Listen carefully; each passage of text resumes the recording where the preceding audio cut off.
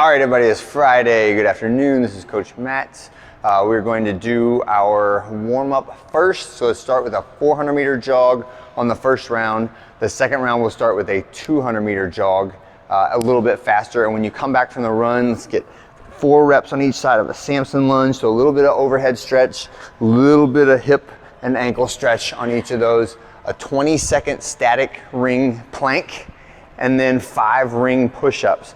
So how high you set the rings will significantly affect the difficulty of this exercise. I have these at about the top of my knees, right, for where the rings are, right? So I'm holding the plank position, 20 seconds, should be relatively challenging, and then I'm going all the way down, get your thumbs all the way to your armpits, and then press back up out of it. So again, stability is always gonna be the goal here, and how high or low you set the rings will determine how challenging those 5 reps are.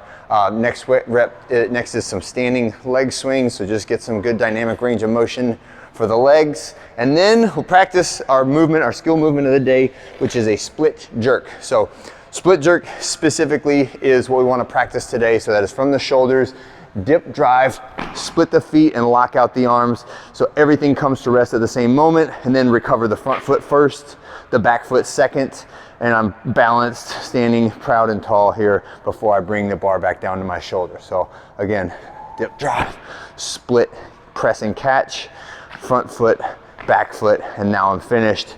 Bring it back down, right? So we're gonna do sets of 2. I would like for you to go a left rep and a right rep. So left foot out, recover, boom. Right foot out, recover, and then rack it, okay? So sets of 2 should be relatively heavy. Not assigning percentages here. I'm just saying you should go to a relatively challenging weight. Where that weight will be is dramatically dependent on your skill level and your comfort with the movement, right? If you're brand new at it, you probably won't feel that comfortable. You probably won't feel like going crazy heavy. If you've done it for a while, you're really good, you know what your clean and jerk max is, then you can have a target for it, okay? All right. So we get through split jerk, 5 sets of 2. I expect that to take, say, 12 minutes, 13 minutes. Then we're going to our every minute on the minute cluster and accessories.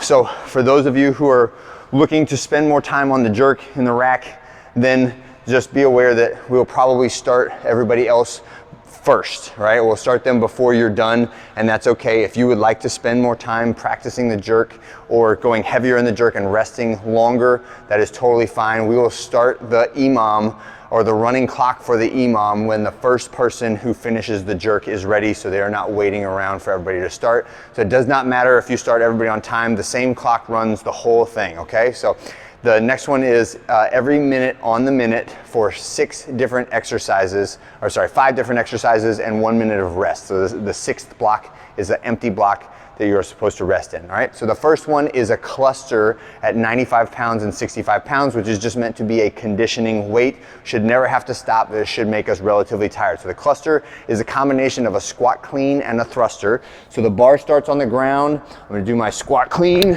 and then press overhead and then reset to the ground. Squat clean, press overhead, okay? 1 motion to the overhead position. That is round or minute number 1. The next one is a floating target of 25 to 30 reps. Go to a relative amount of exhaustion on a tricep extension using a band. All right, so I got that band mounted overhead. My thumbs go from about my chin down to my thighs, and I'm keeping my elbows packed tight to my body, okay? The next one is 20 seconds of toes to bar or hanging knee raise, okay? So this is the kipping version or the conditioning version. We're only doing it for 20 seconds, but I would like for you to be hanging from the bar for all 20 seconds. So whether it's a hanging knee raise, hanging straight leg raise, almost to the bar, or touching the bar, we're holding that kipping rhythm the whole time and getting as high as we can using that kipping rhythm. And it's 20 seconds on, 40 seconds off, all right? So when you finish that, then we're going, the next one is our stagger stance, Pallof hold. Inside leg is forward, and we're rotating, we're starting in the tight packed position and then pressing out into the tension of that Pallof stance, all right? And that is our 20 seconds on the left side, switch legs, switch sides, press out into that tension, 20 seconds on the right side. Okay, you should feel a significant amount of tension in those rotating or anti-rotating muscles in your abs there. The next one is a loaded single leg deadlift. So you can use whatever kettlebell or dumbbell you feel is appropriate for this. Shoot, you could use your 95-pound barbell if you want to, right? But 6 reps on each leg, trying to balance the whole time on that single leg deadlift, and we're trying to keep my back nice and tight and in line with the leg that is moving out behind me, and lots of activity in this leg that's moving out behind me. So I'm squeezing the glute, squeezing the hamstring to trigger the engagement of the opposite side back muscles, right? The last one is that minute rest.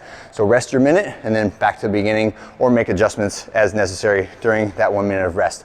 There is some extra credit if you would like to do it, and it is simply to accumulate 100 reps of a bicep curl, accumulate 400 reps of our band 45-degree shoulder raise. So that is standing on the band, thumbs up, hands vertical like a blade, and I'm pushing my arms apart 45 degrees and raising them slightly above parallel when I do that. And then the last one is an upright row. I would use a heavier band for the upright row than I do for the 45-degree raise. Again, each of those just accumulating 100 reps. Try not to take any breaks. Just try to move from exhaustion of one exercise to the next exercise, exhaustion of the next exercise to the last exercise. Rest if you need to, but try not to, and get through all 100 reps of each of those as quickly as you can. All right, that's it for today. Have a great one.